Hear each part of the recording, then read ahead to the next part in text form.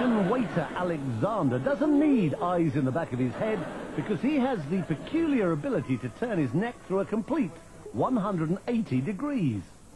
Normally the muscles and the vertebrae in the neck prevent that happening, but because of a peculiarity in his spine, Alexander has confounded orthopedic specialists for years.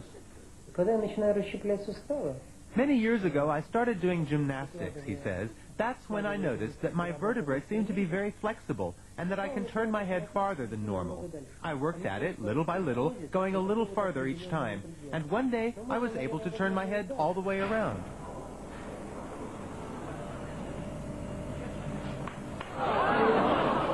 Despite the somewhat unsettling crunching of bones, Alexander claims to feel no pain, which is more than can be said for the people sitting behind him on a bus.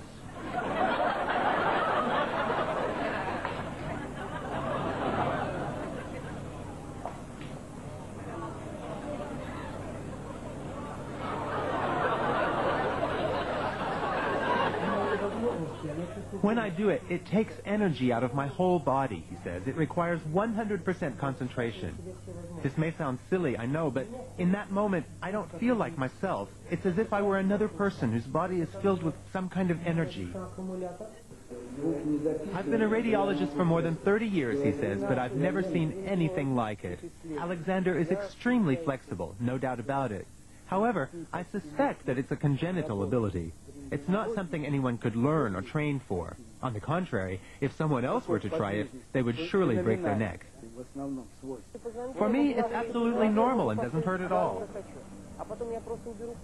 The fact that he can turn other people's heads as well, although obviously not as far, has encouraged Alexander to take his peculiar skill on a concert tour.